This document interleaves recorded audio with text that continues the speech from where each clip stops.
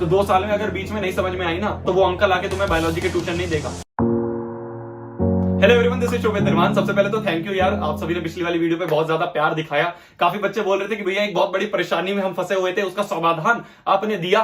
तो मैंने कहा ठीक है, एक और समाधान लेके आते हैं। इस समय तुम स्ट्रीम सिलेक्शन की परेशानी में फंसे हो तो तुम्हारा भैया कब काम आएगा, इसका समाधान भी देते हैं। लास्ट ईयर भी मैंने यार एक वीडियो बनाई थी स्ट्रीम सिलेक्शन के ऊपर, बट अभी मैंने वो देखी तो मेरे को ऐसा लगा कि यार उसमें कुछ पॉइंट्स हैं, कुछ प्रैक्टिकल पॉइंट्स ऐसे हैं जो कि मिसिंग है। तो वो पॉइंट्स मैं यहाँ पे तुम्हें समझा देता हूं, जिससे कि तुम्हें दिक्कत ना हो स्ट्रीम सिलेक्शन में। ध्यान से सुनते रहना। सबसे पहला पॉइंट ये है कि कभी भी अपनी क्लास 10th जो तुम्हारी 10वीं क्लास थी उसके हिसाब से क्लास 11th के सब्जेक्ट्स मत लेना। भैया मतलब ये कि एक एग्जांपल बताता हूं। मान लो तुम्हारे क्लास 10th के मैथ्स में बहुत अच्छे नंबर आते थे, ठीक है, तो इसका निष्कर्ष हम ये नहीं निकालेंगे, निष्कर्ष मतलब कंक्लूजन होता है, इसका निष्कर्ष हम ये नहीं निकालेंगे कि तुम्हारे कक्षा 11वीं के मैथ्स में भी अच्छे नंबर आएंगे। ध्यान से समझा। इसका उल्टा भी है कि अगर ये मान लो कि तुम्हारे क्लास 10th के मैथ्स में कम नंबर आते थे, तो इसका निष्कर्ष ये भी नहीं है कि तुम्हारे क्लास 11th के मैथ्स में भी कम नंबर आएंगे। ठीक है, मैं रियल लाइफ एग्जांपल बताता हूं। मेरी 10वीं में मैथ्स इतनी स्ट्रांग नहीं थी, इतने अच्छे नंबर नहीं आते थे, बट 11th में बिल्कुल पलट गया था। 11th में मेरी स्ट्रांग बहुत हो गई थी। इस समय सबसे ज्यादा स्ट्रांग मेरी मैथ्स है, अच्छे नंबर आते थे। ठीक है, तो कभी भी ऐसा मत सोचना, ऐसे जज मत करना। ठीक है, बहुत बच्चों को कंफ्यूजन रहती है। काफी बच्चे पूछते हैं कि भैया मेरी साइंस अच्छी थी तो मैं साइंस ले लूं क्या? ऐसा नहीं है। तो तुम कहोगे भैया इसका सॉल्यूशन क्या है? सॉल्यूशन इसका ये है कि तुम ये कर सकते हो कि मान लो किसी भी एक सब्जेक्ट में ऐसी कंफ्यूजन है तुम्हें, मान लो तुम्हें मैथ्स में ही कंफ्यूजन है, ठीक है, फॉर एग्जांपल बता रहा हूं, तुम हर एक बच्चे के लिए अलग सब्जेक्ट हो सकता है। मान लो तुम्हें मैथ्स में प्रॉब्लम है, तो तुमने क्या करा, मैथ्स की 11th क्लास का चैप्टर नंबर 1 और 2 के यूट्यूब पे लेक्चर्स देख लिए। ठीक है, चैप्टर नंबर 1 और 2 के तुमने यूट्यूब पे लेक्चर्स देखे। अब तुम अपने आप जज करो, क्या ये मैथ्स तुम्हारे लिए बनी है या नहीं बनी है। अगर ये तुम्हें चैप्टर 1 और 2 बहुत अच्छे लग रहे हैं, बहुत इंटरेस्टिंग लग रहे हैं, तुम्हें मजा आ रहा है पढ़ने में, तुम्हें ऐसा मन कर रहा है कि यार 1 और 2 पढ़ लिया, चलो अब तीसरा भी पढ़ लेते हैं, ऐसा लग रहा है, तो हाँ भाई मैथ्स तुम्हारे लिए बनी है। बट ऐसा लग रहा है, एक बोझ वाली फीलिंग आ रही है, तो मैथ्स तुम्हारे लिए नहीं बनी है, उसको मत लेना। ठीक है, सबसे पहली कंफ्यूजन तो मैंने ये दूर कर दी। अब हम आगे बात करते हैं दूसरे पॉइंट की। कुछ बच्चों के दिमाग में यार देखो 2 चीज होती है। ठीक है, 2 चीज होती है। पहला होता है तुम्हारा गोल और दूसरा होता है तुम्हारा सब्जेक्ट, या फिर हम ये कह सकते हैं कि उस गोल को पूरा करने के लिए कौन सा सब्जेक्ट लेना है। ठीक है, तो कौन सा सब्जेक्ट हम बोल सकते हैं यहाँ पे। ठीक है, तो कुछ बच्चे ऐसे होते हैं जिनको ये तो पता होता है कि भाई उनका गोल क्या है, पर उनको ये नहीं पता होता कि यार उस गोल के पहुंचने के लिए कौन सा सब्जेक्ट मेरे लिए सही रहेगा। ठीक है, कौन सा सब्जेक्ट सही रहेगा और अच्छी तरह क्लियर कर दो। तो कुछ बच्चे होते हैं जिनको गोल तो क्लियर होता है, बट ये नहीं पता होता कि कौन सा सब्जेक्ट उनके लिए सही रहेगा। कुछ बच्चे होते हैं जिनको ये तो पता है कि यार ये सब्जेक्ट मेरे को अच्छे लग रहे हैं, बट उनको ये नहीं पता कि यार इससे पढ़ के मैं आगे किस वाली स्ट्रीम में जाऊंगी, कौन से करियर ऑप्शन में जाऊं। ठीक है, कुछ बच्चे ऐसे होते हैं। कुछ बच्चे होते हैं जिनको भाई दोनों ही क्लियर है, ये भी पता है कि मेरे को कौन सा गोल है और कौन सी स्ट्रीम लेके जानी है। ठीक है, तो इन तीनों केसेस में क्या क्या करना है वो मैं बिल्कुल ध्यान से तुम्हें समझाता हूं। ठीक है, नीचे टाइम स्टैम्प्स तुम्हें मिल जाएंगे, जो भी केस है तुम्हारा उस वाले टाइम स्टैम्प पे तुम जा सकते हो। अपना टाइम मत वेस्ट करो मेरी जान। ठीक है, टाइम स्टैम्प्स नीचे मिल जाएंगे। ठीक है, ये पहला केस है तुम्हारा, ये दूसरा केस है और ये तीसरा केस है। पहले केस पे आते हैं। भाई तुम्हारा गोल क्लियर है, बट तुम्हें ये नहीं पता कि उस गोल तक जाने के लिए कौन सा सब्जेक्ट तुम्हारे लिए सही रहेगा। फॉर एन एग्जाम्पल, हर चीज को एग्जाम्पल के थ्रू समझेंगे तो अच्छी तरह समझ में आएगा। मान लो कि तुम्हारा गोल है कि भाई तुम्हें तो यूपीएससी क्रैक करना है, ठीक है, तुम्हें आईएएस बनना है, नीली बत्ती में घूमना है। अब यूपीएससी के लिए तुम नेट पे सर्च करोगे, तुम गूगल करोगे कि भाई यूपीएससी करने के लिए कौन सी स्ट्रीम होती है, मतलब कौन कौन सी स्ट्रीम से तुम यूपीएससी में जा सकते हो। गूगल करोगे, गूगल से पता चलेगा कि भाई तीनों ही स्ट्रीम, साइंस, कॉमर्स और आर्ट्स, तीनों से तुम जा सकते हो यूपीएससी में। अब भाई फिर डायलेमा वाली सिचुएशन आ गई कि भाई अब तीनों से ही जा सकते हैं तो कौन सा करें। अब तुम क्या करोगे कि तुम ये देखोगे सबसे पहले तो भाई इंटरेस्ट। ठीक है, कि भाई अगर तुम्हारा पहले ही मन है कि यार मैं साइंस ही लूंगा, साइंस मेरे को अच्छी लगती है, तो ठीक है, तुम साइंस लेके यूपीएससी में जा सकते हो।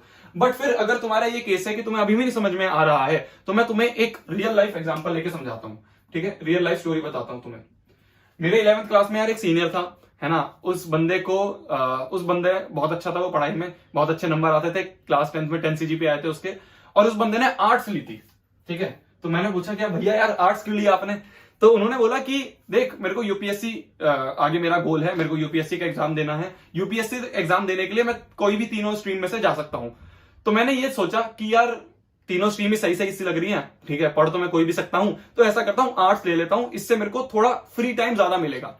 ठीक है, आर्ट्स में हम ये मान सकते हैं, मैं ये नहीं बोल रहा कि आर्ट्स बेकार है, बिल्कुल नहीं बोल रहा, आर्ट्स भी बहुत अच्छी है, बट हाँ आर्ट्स में तुम्हें रिलेटिवली ज्यादा टाइम मिल सकता है फ्री, जिससे कि तुम और चीजों पे फोकस कर सकते हो। तो उसने ये बोला कि मैं जब आर्ट्स लूंगा तो मेरे को फ्री टाइम थोड़ा ज्यादा मिल जाएगा, जिससे कि मैं अपने यूपीएससी की तैयारी कर सकता हूं। ठीक है, अगर मैं साइंस ले लिया तो मेरे को थोड़ा सा ज्यादा पढ़ाई करनी पड़ेगी, जिससे शायद मैं यूपीएससी पे ज्यादा फोकस ना कर पाऊं, उसकी पढ़ाई पे ज्यादा फोकस ना कर पाऊं। दूसरा, आर्ट्स लेने से कुछ सब्जेक्ट्स ऐसे भी होते हैं जो कि यूपीएससी में काम आ जाते हैं। ठीक है, तो इस तरह से हम दिमाग लगाएंगे। अगर तुम्हारा पहले से ही क्लियर है कि यार साइंस ही अच्छी लगती है, साइंस ही लेनी है, तो ठीक है, साइंस लेके यूपीएससी में चले जाएंगे। ठीक है, यूपीएससी के लिए पहले ग्रेजुएशन करनी होती है, तो साइंस से ग्रेजुएशन करी, फिर यूपीएससी का एग्जाम दिया। बट अभी भी क्लियर नहीं है, तो तुम तीनों में से कोई एक ले सकते हो जो कि अच्छी सी लगे और ऐसा लगे कि भाई इससे आसान रास्ता है आगे जाना। समझ में आई मेरी बात? एक और हम एग्जाम्पल ले सकते हैं कि मान लो तुम्हें एनडीए में जाना है। ठीक है, मान लो तुम्हें एनडीए में जाना है। अब एनडीए में भी दो केस है। अगर मान लो तुम्हें आर्मी में जाना है, तो भाई तुम कोई भी स्ट्रीम ले सकते हो। ठीक है, एनी स्ट्रीम ले सकते हो। बट अगर तुम्हें एनडीए में आर्मी में नहीं, तुम्हें एयरफोर्स में जाना है या फिर नेवी में जाना है, एयरफोर्स या नेवी में जाना है, तो तुम्हें पीसीएम ही लेनी पड़ेगी।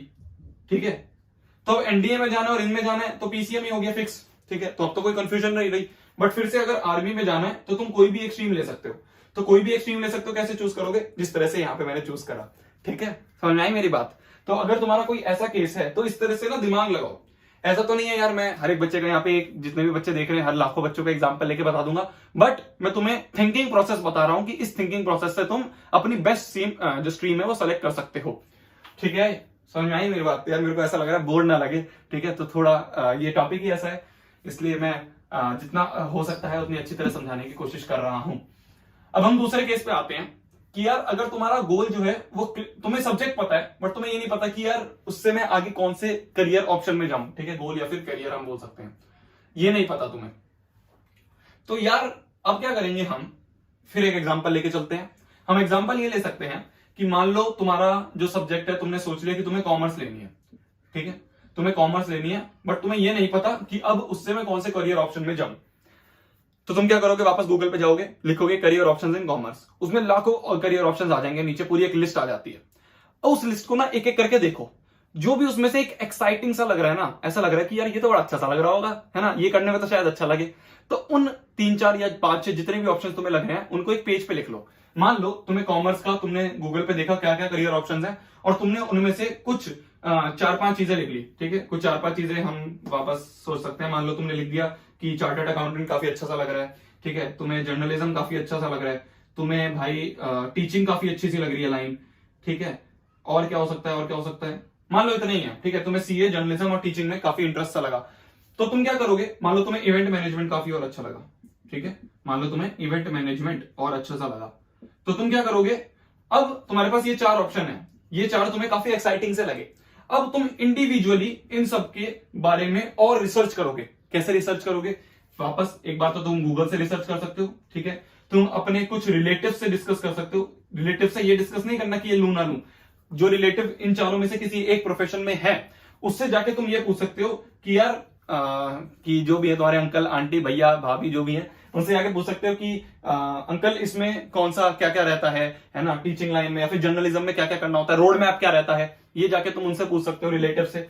ठीक है, कोई सीनियर है तुम्हारा, उस भैया या फिर तुम्हारी जो दीदी हैं उनसे जाके पूछ सकते हो कि दीदी सीए में हमें कैसे कैसे रोड मैप पे जाना होता है। अगर वो अच्छा सा लगा, भाई तुम्हें ऐसा लगा कि यार अच्छा ये तो सही है यार, ऐसा रोड मैप तो अच्छा सा लग रहा है, तो फिर तुम सीए चूज कर सकते हो। ठीक है, ये मैंने कॉमर्स का एग्जांपल लिया है। ऐसे ही तुम साइंस के लिए भी सोच सकते हो, ऐसे ही तुम तुम्हारे ह्यूमैनिटीज के लिए भी सोच सकते हो। ठीक, समझ में आ रही है मेरी बात? तो अब आगे बढ़ते हैं। तीसरा ऑप्शन कि भैया गोल भी क्लियर है, भैया सब्जेक्ट भी क्लियर है, अब क्या करें? अब क्या करना है मेरी जान? तेरे को तो हर चीज क्लियर है। तेरे को मान लो एग्जांपल, मान लो तुम्हें ये पता है कि भाई मेरे को तो इंजीनियर ही बनना है। ठीक है, तुम्हारा क्लियर है, तुम्हें इंजीनियर बनना है। अब इंजीनियर के लिए तुम्हारे पास 2 ऑप्शन है। हाँ, ये बात समझो, मान लो इंजीनियर के पास तो तुम्हारे पास 2 ऑप्शन है, या तो तुम पीसीएम लोगे या तो तुम पीसीएम और बायोलॉजी भी ले लोगे। मेरा ये ओपिनियन रहता है, यहां पे बहुत बच्चे फंसते हैं, मेरा ये ओपिनियन रहता है कि कभी भी पीसीएम भी मत लेना, मैथ्स और बायोलॉजी कभी साथ मत लेना। तुम किसी भी एक सीनियर को उठा के पूछ लेना जिसने पीसीएम भी लियो, हर एक बच्चा रो रहा होता है। ठीक है, मैक्सिमम बच्चे, हर एक तो 1-2 एक्सेप्शंस तो निकल जाते हैं, मैक्सिमम बच्चे ऐसे होते हैं जो रो रहे होते हैं। ठीक है, मेरे कुछ दोस्त थे जिन्होंने मैथ्स और बायोलॉजी साथ में ली थी, वो कह रहे थे भाई टाइम नहीं मिलता है ना। तो कभी भी मैथ्स और बायोलॉजी साथ में मत लेना, दोनों बहुत ज्यादा टफ सब्जेक्ट्स हैं। या तो तुम मैथ्स लोगे या तो तुम बायोलॉजी लोगे, पर पीसीबी लेने के बाद तुम्हारा ऑप्शन रह जाएगा डॉक्टर्स और वो सब वाला। ठीक है, डॉक्टर्स, नर्सेस और बहुत सारे ऑप्शन है। तो या तो मैथ्स लेनी है या बायोलॉजी लेनी है। कभी भी मैथ्स और बायोलॉजी साथ में मत लेना, मेरा ये ऑनेस्ट ओपिनियन है, मैं एक बड़े भाई की तरह तुम्हें एडवाइस दे रहा हूं, ठीक है। तो इतना तुम्हें समझ में आ गया। अगला एक पॉइंट और मैं यहां पे बता दूं कि ये जो तुम्हारे गोल, ये जो तुम्हारे करियर ऑप्शंस और ये जो सब्जेक्ट का तुम्हारे इंटरेस्ट है, ये सब्जेक्ट इंटरेस्ट और ये करियर ऑप्शन तुम्हारे खुद के होने चाहिए, तुम्हारे ऊपर किसी ने थोपा ना हो, ठीक है। ये नहीं कि भाई किसी अंकल ने बोल दिया कि बेटा तू इंजीनियर बन जा, तू ये पढ़ ले, तो तुमने मान लिया, ठीक है। मान लो तुमने आज उनसे मान के बायोलॉजी ले ली, ठीक है। फॉर एन एग्जांपल, मान लो तुम्हें किसी अंकल ने बोला कि बेटा बायोलॉजी ले ले, ठीक है। तुम्हें बोल दिया, तुम्हें प्रेशर दिया और तुमने बोल के बायोलॉजी ले ली, और वो बायोलॉजी लेने के बाद 2 साल तुम्हें उसे खींचनी है, ठीक है। तो 2 साल में अगर बीच में नहीं समझ में आई ना, तो वो अंकल आके तुम्हें बायोलॉजी के ट्यूशन नहीं देगा। समझ लेना मेरी बात को, कभी भी दूसरे के प्रेशर पे आके सब्जेक्ट नहीं लेना, ठीक है। 2 साल रगड़ना है उस सब्जेक्ट को, 2 साल उसी सब्जेक्ट के साथ गुजारने हैं। तो कभी भी दिमाग में 2 साल में ऐसा ना आए कि यार मैंने गलती कर दी ये सब्जेक्ट लेके। बहुत बच्चे होते हैं, बहुत दोस्त मैंने ऐसे देखे हैं जो कि ले लिया भाई किसी के कहने पे, फिर उसके बाद रो रहे हैं कि यार क्या यार, क्यों ले ली ये सब्जेक्ट, क्यों ले ली मैथ्स, क्यों ले ली बायोलॉजी, क्यों ले ली अकाउंट्स, ठीक है। तो ऐसे मत सोचना, पहले ही क्लियर कर लो, 2 साल बिताने उसके साथ। अगला एक और पॉइंट मैं यहां पे रख दूं, ये मत सोचो कि यार जॉब अपॉर्चुनिटीज नहीं होती। बहुत बच्चों के दिमाग में आता है कि भैया साइंस इसलिए ले रहा हूं क्योंकि जॉब अपॉर्चुनिटीज बहुत हैं। मान ले तूने साइंस ले ली, ठीक है, और बाद में जाके तेरे को साइंस में इंटरेस्ट कम हो गया, ठीक है। तूने 11th के हाफ में आके तेरे साइंस में नंबर कम आने लग गए, तू बिल्कुल फेल होने की कगार पे आ गया, ठीक है। भगवान ना करे तुम फेल हो, बट फिर भी मैं एक एग्जाम्पल, एक रियल, तुम ये मान सकते हो फैक्ट, मैं तुम्हारे साथ यहाँ पे एक प्रैक्टिकल बात शेयर कर रहा हूं। मान लो 1%, तुम मान लो किसी भी एक सब्जेक्ट में फेल हो रहे हो, और आगे जाते जाते तुम 12th में भी फेल हो रहे हो, बहुत परेशान हो गए एक सब्जेक्ट में, फिर कहां रह गए जॉब ऑप्शंस, ठीक है। एक फेलियर को तो नहीं लेगा जॉब में बंदा। तो कभी भी ये मत सोचो कि यार इसमें साइंस में या फिर किसी भी एक सब्जेक्ट में भाई बहुत तुम्हारे करियर ऑप्शन है, जॉब ऑप्शन है, तो बिना सोचे समझे ले ली, ऐसा मत करना, ठीक है। जॉब ऑप्शंस, मैं तुम्हें अपना रियल लाइफ एग्जांपल बताता हूं। आज मैं जितने भी काम करता हूं, यूट्यूब हो गया और बहुत सारे काम हैं, उन सभी में मेरी डिग्री मुझे हेल्प नहीं करती, ठीक है। ऐसा नहीं है, अगर मैं इंजीनियरिंग ना भी कर रहा होता तब भी मैं इन सब कामों को कर सकता था। तो जॉब ऑप्शंस बहुत होते हैं जिसमें कि ये सब मैटर भी नहीं करता। समझ में आ रही मेरी बात? तो बस अपने इंटरेस्ट के हिसाब से अपना गोल को क्लियर रख के तुम्हें अपना सब्जेक्ट लेना है। दोस्त तुम्हारा क्या ले रहा है, तुम्हारा भाई क्या ले रहा था, भाई ने क्या लिया था, ठीक है, तुम्हारे अंकल आंटी ने क्या लिया था, पापा मम्मी ने क्या लिया था, उसको देख के नहीं सोचना, ठीक है। शर्मा जी का अंकल क्या ले रहा है ये नहीं सोचना। शर्मा जी का अंकल आके तुम्हें ट्यूशन नहीं देगा, ठीक है। शर्मा जी का बेटा आके तुम्हें ट्यूशन नहीं देगा। समझ में आई मेरी बात? तो यार यही सब अब डिस्कस करना था इस वाली वीडियो के लिए। अगर तुम्हें ये देखना है कि मान लो तुम्हारा है कि भाई मेरे को भैया ये भी बता दो कि साइंस में कौन कौन से ऑप्शंस हैं, कॉमर्स में कौन कौन से ऑप्शंस हैं, आर्ट्स में कौन कौन से ऑप्शंस हैं, ये सारे फेमस ऑप्शंस बता दो। तो इसके लिए यार पिछली वाली वीडियो थी, उसको मैं रिपीट नहीं करूंगा, बच्चे बोर हो जाएंगे, ठीक है। तो वाली वीडियो तुम जाके देख सकते हो, यहाँ कहीं पे लगा दूंगा, ठीक है। और एट लास्ट एक ही बात बोलूंगा, टेंशन मत लिया करो मेरी जान।